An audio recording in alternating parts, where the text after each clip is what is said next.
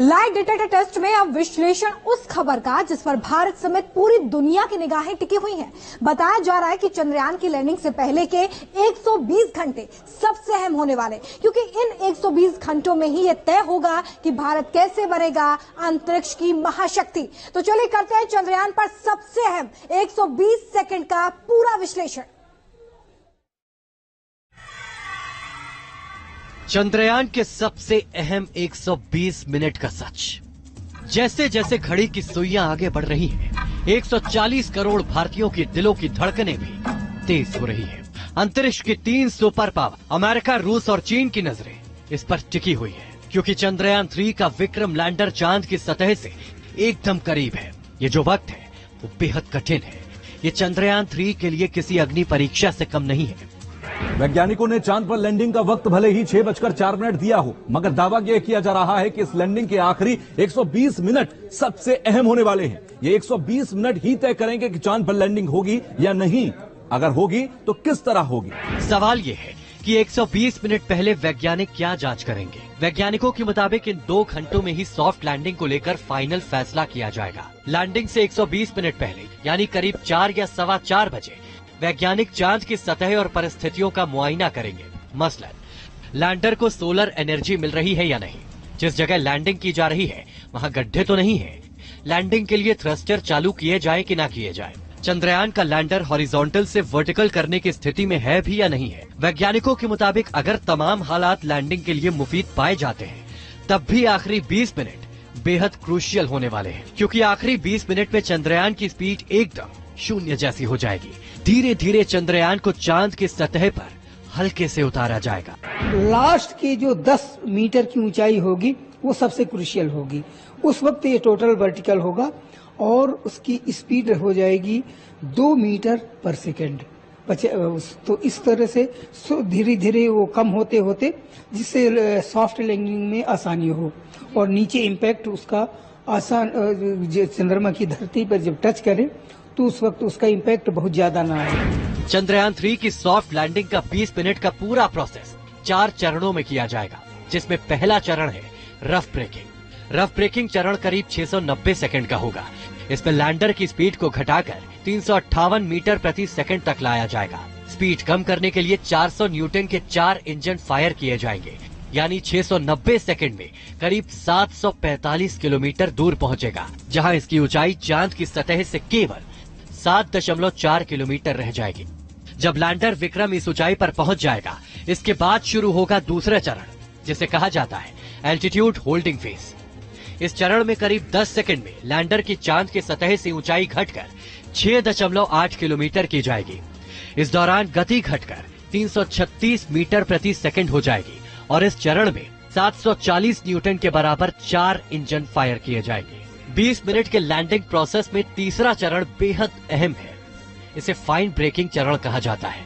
इसका process 6.8 kilometre की ऊंचाई से शुरू होगा। इस चरण में करीब 175 सेकंड का वक्त लगेगा। इस ऊंचाई पर लैंडर का वेग शून्य हो जाएगा और वो कुछ देर तक मंडराएगा। यहाँ से लैंडर के सेंसर चांद की सतह पर लेजर किरणें भेजकर लैंडिंग स्थल का मुआयना करेगा कि जगह उतरने के अनुकूल है भी या नहीं है। इसके बाद लैंडर चांद की सतह से करीब 150 मीटर की ऊंचाई पर पहुंचेगा। यही चंद्रयान पे चंद्रयान 2 से 6 साल लिए, इसमें 300 केजी ज्यादा फ्यूल रखा हुआ है और इसमें 60 मीटर एरिया डाया तक उसको घूमने का क्षमता है अभी ज्यादा फ्यूल का वजह से। और ये जो होगी, जो इसका कैमरा से नीचे फोटो लेगा और वो जगह उतरेगा, उसका करीबन 1 बाय 1 स्क्वायर किलोमीटर का हाई रेजोल्यूशन इमेज उसमें लोड किया है, वो मैचिंग करता रहेगा एक जगह किधर है, तो वो मुताबिक भी खुद का ओरिएंटेशन पता कर लेगा।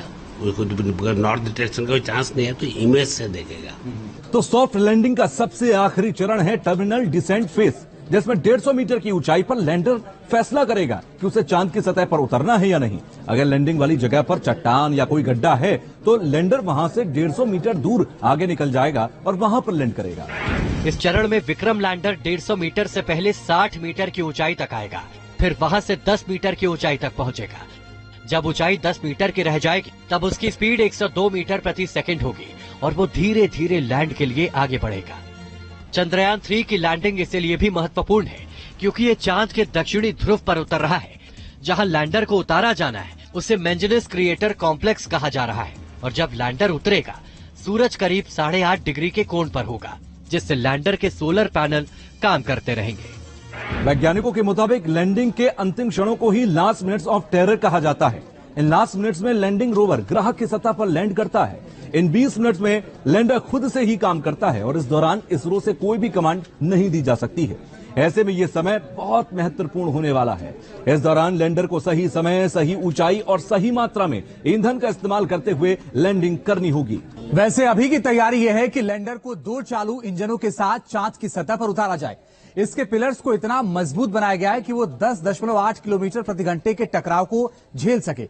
बताया जा रहा है कि लैंडर के पिलर्स पर लगे सेंसर्स को चांद की सतह महसूस होते ही उसके इंजन बंद हो जाएंगे और इंजन बंद होने के साथ ही खत्म होंगे टेंशन के आखिरी 20 मिनट। चांद पे ये दिक्कत है, जो फ्लैट दिखता है वो एक्चुअली बहुत सॉफ्ट रेगुलेट होती है। वो ऐसे नहीं बैठने का पास तो बैठ भी सकता है और वो चांसेस रहती है, बट फिर भी इनका पास जितना असेसमेंट है उधर थोड़ा स्टोनी फ्लैट एरिया हो तो उधर उतरेगा। और लास्ट उतरने का टाइम इस बार एक ज्यादा और एक बेनिफिट है, ये जब जो थ्रस्टर जो है वो बंद जब हो जाएगा तो फ्री फॉल होगा। तो जो फ्री फॉल होगा तो ऑलमोस्ट अप टू 3 मीटर पर सेकंड वेलोसिटी तक वो रुकवा सकता है। तो इसीलिए उसका जो 4 लेग्स है उसको डिजाइन किया गया है तो 3 मीटर पर सेकंड, और 3 मीटर पर सेकंड काफी होती है। बस टेंशन के ये 20 मिनट खत्म होते ही हिंदुस्तान इतिहास रच देगा। हिंदुस्तान पहला ऐसा देश बन जाएगा जो चांद के साउथ पोल पर अपना झंडा लहराएगा। अब सवाल यह है कि अगर आखिरी 20 मिनट में कोई गड़बड़ हो गई तो क्या होगा। बताया जा रहा है कि अगर कोई भी फैक्टर तय पैमाने के मुताबिक नहीं रहा तो ऐसे हालात में लैंडिंग 27 अगस्त तक के लिए टाल दी जाएगी, क्योंकि लैंडर में अगले 4 दिन का भी ईंधन मौजूद रखा गया है। लिहाजा चंद्रयान 3 के पास सफल होने का एक और मौका है। टीम